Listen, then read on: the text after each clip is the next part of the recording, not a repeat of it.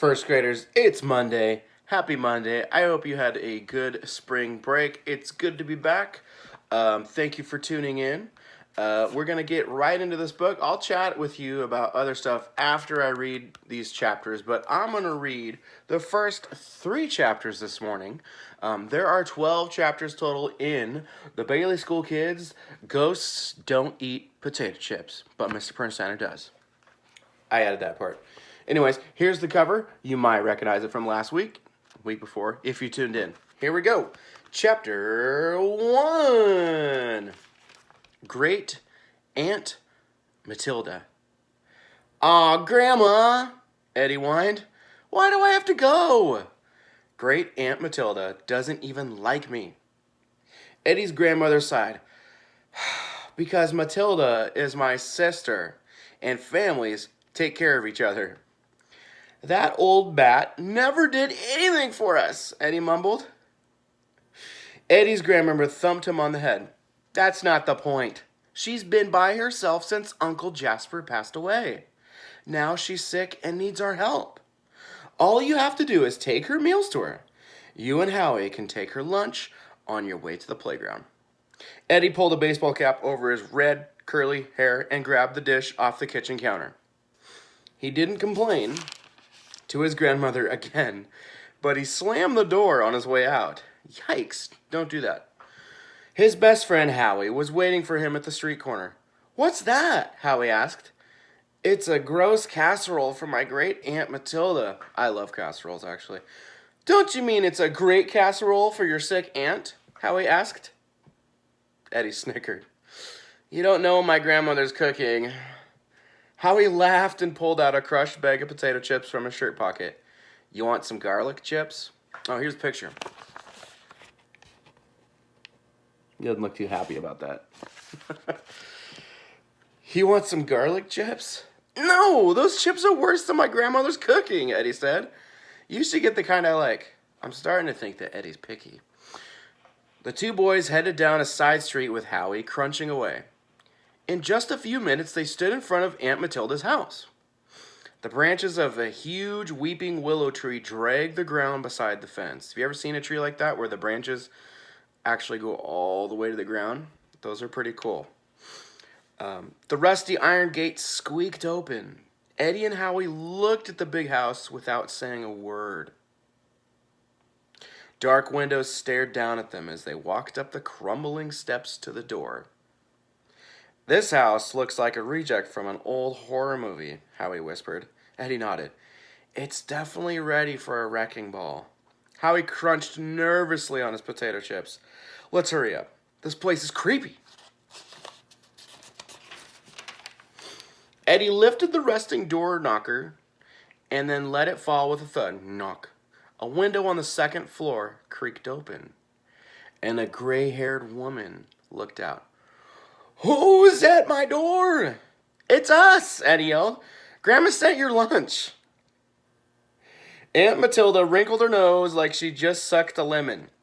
Well, hurry and bring it to me, and shut the door behind you. Then she slammed the window so hard it rattled. Picture.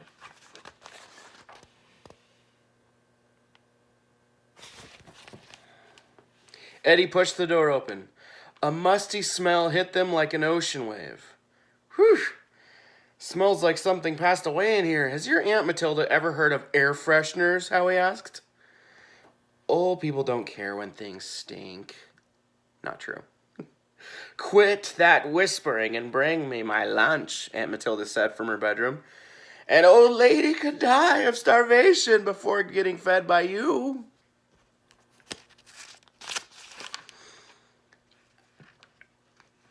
The 2 kids stepped around a pile of yellow newspapers and started up the creaking steps. Eddie's shoelaces slapped the faded carpet, and the boys sidestepped a broken chair in the upstairs hall.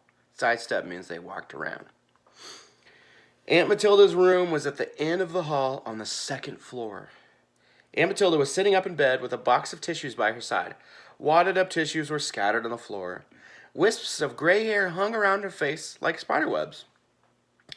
And her wrinkled skin was the color of old pears. She looked like she had been through World War II instead of the flu. She pointed a bony finger at Eddie. I remember you. You're the mean one. Eddie shrugged. It must run in the family. Aunt Matilda grunted. Who's that with you? I don't know him. Howie choked on a potato chip. I'm Eddie's friend, Howie. Would you like some chips? He held out the crumpled bag. That's the garlic kind my Jasper always ate. It's probably what killed him. Who's Jasper? Howie whispered as he stuffed the bag into his shirt pocket. My passed away uncle, Eddie whispered back. Then before Aunt Matilda could say anything else, Eddie shoved the dish at her. Grandma said to ask you if you need anything else. Aunt Matilda nodded. As long as you're here, you can water the garden. As they walked down the steps, Eddie and Howie heard Aunt Matilda blowing her nose. I'm not going to imitate that.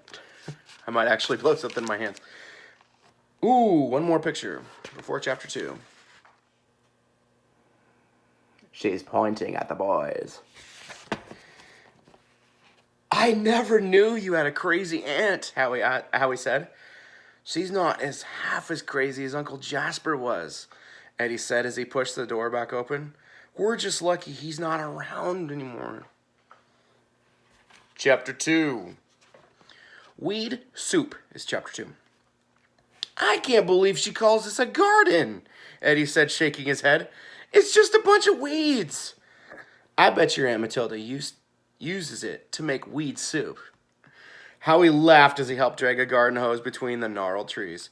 Crabgrass salad, too, Eddie giggled as he tried to turn over the water. Something's wrong with this faucet. Let me try, Howie said, dropping his bag of potato chips on an old picnic table. No, if I can't get it, you sure can't. Eddie didn't get a chance to try again because Aunt Matilda's screech interrupted them. Did you expect me to eat this with my fingers? She yelled from the window.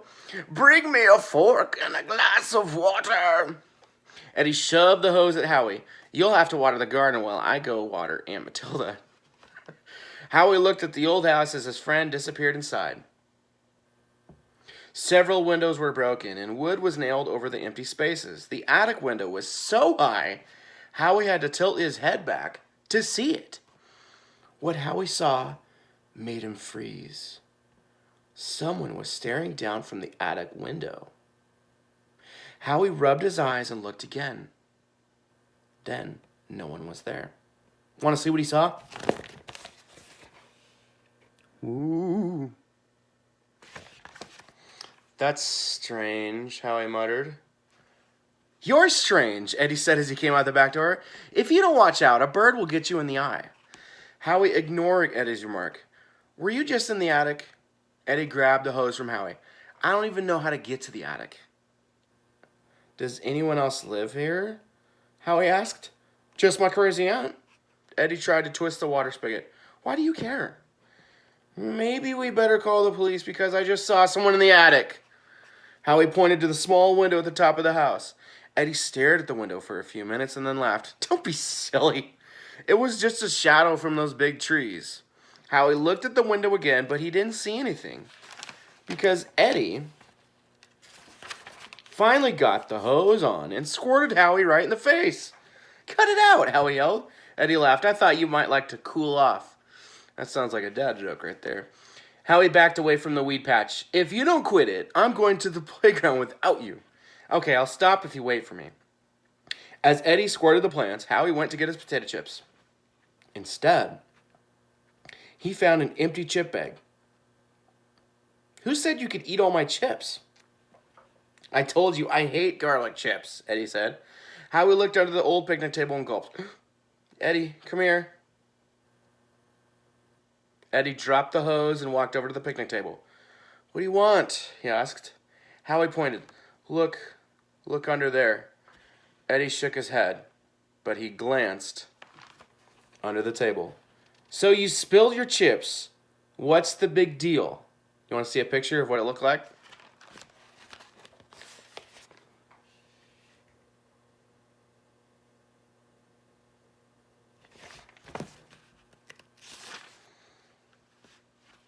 Howie banged his hand on the table. Look, Eddie, really look. This is important. Okay, keep your eyeballs glued on. Eddie looked again. Hey, the chips are letters A, T, T, I, C. What's that spell? What does that spell? Attic! Howie yelled at Eddie. Somebody spelled out attic! Eddie shrugged. It's just a coincidence. Either that or Aunt Matilda has smart ants in her yard. With that, Eddie stepped on the chips and smashed them into tiny pieces. Howie looked back up the attic window. It was still empty. Maybe it had been a shadow. But what if it hadn't been a shadow? Chapter 3. This is our last chapter for today. Chapter 3, Smarty Pants. Eddie caught up with Howie at the oak tree on the playground. The giant tree made a perfect Saturday morning meeting place for the kids from Bailey Elementary School. 2 other third graders, Lisa and Melody, were waiting for them. So these guys are third graders. Lisa giggled and pushed back her blonde hair. What happened to you? It looks like you've been slimed by the Loch Ness Monster, Melody said. Howie squeezed his t-shirt and water oozed into his tennis shoe. Hosehead tried to squirt me into the next county. I was just trying to cool you off, Eddie told him. After all, you were so hot, you were seeing things. What's he talking about? Melody asked. Howie shook his wet head and splattered water on his friends. I saw someone looking out his crazy aunt's window. He also saw potato chips so smart they could win a spelling bee. Eddie laughed. Howie's face turned red. Maybe the chips were a coincidence, but there really was somebody in the attic. It was probably Eddie's aunt, Melody told Howie. No, she's sick in bed, Howie said, and she lives all by herself. Lisa touched Eddie on his shoulder. I didn't know your sweet aunt was sick. There's nothing sweet about that old aunt, Eddie snickered. Excuse me. Eddie, you shouldn't talk about people like that, Lisa said. You guys are missing the point, Howie interrupted. What if there really is somebody hiding up in that attic? No one's up there except in your loony imagination, Eddie laughed. I told you, it was just the tree's shadow. It couldn't be a shadow, Melody told him. How do you know that, Miss Smarty Pants? Eddie asked. You weren't there. It's been cloudy all day, Melody snapped. You can't have shadows without sun. True. Howie pointed a finger at Eddie. She's right. Maybe you better call the police, Lisa said. Police don't chase shadows, Eddie laughed. But there could be a crazy lunatic waiting for the chance to rob your aunt, said Howie. Eddie shook his head. Nobody would want to rob my aunt. She's so poor, she can't afford to fix up the house. Still, wouldn't you feel terrible if something happened to your aunt and you didn't help her? Lisa asked. Howie nodded. At least tell her. But we just got here, Eddie snapped. We'll tell her later. Stop thinking about yourself, Lisa said. You better warn her now before something awful happens. Something awful has happened, Eddie said. I listened to my silly friends. If you goody-goodies are so worried about Aunt Matilda, you can go with me. Meet me at her house at 7 o'clock when I take supper to her. And don't be late. His friends watched Eddie stomp away from the tree towards some boys playing softball. Are you sure there was someone in that window? Melody asked Howie. I know what I saw, Howie said slowly. And it was no shadow. Picture. All right, so Howie is headed back up there. No, Eddie's headed back up there. 7 o'clock to feed his aunt supper. I wonder what's going to happen. You find out tomorrow. So anyways, how was your spring break? I hope it was good. I did some stuff. I pulled a lot of weeds. Man, there were a few days last week when it was sunny where I worked like 5 or 6 hours in the yard, which is almost as long as a school day. I got sunburned a couple times, and my wife was like, you need to wear sunscreen. I'm like, okay, yes, you're right. I need to wear sunscreen. My bad. Your parents probably tell you the same thing, and yes, you should wear sunscreen, okay? Let's see, what else? I played a little bit of video games. Watched some movies. I watched that new movie, Onward. I guess it's not that new. It's been out for probably almost a month now. But Onward came to Disney Plus. I watched that. Man, is it good! It's been a long time since I watched like a brand new like kid movie that I really liked. Like I've already watched it twice, and I'll probably watch it again this week. I love it. Let's see what else. I did not work on my Chevelle. I thought I was going to put new carpet in it over spring break, but I ended up doing so much yard work, and it just didn't happen. So that will be happening eventually. Like I always end up putting off the Chevelle. I don't know why. Let's see. Oh, I did some painting with my wife. We painted our big room downstairs. We got some more wallpaper to remove before we do some more painting. Anything else? Oh! I bought sunflower seeds. Now these are mammoth sunflowers. Okay, wait.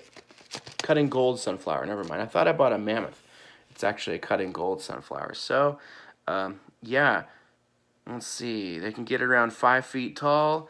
Now is a good time to plant seeds for certain types of flowers because the ground isn't going to be frozen now. Let's see. This will show up in about... It'll bloom into a flower in about 70 days.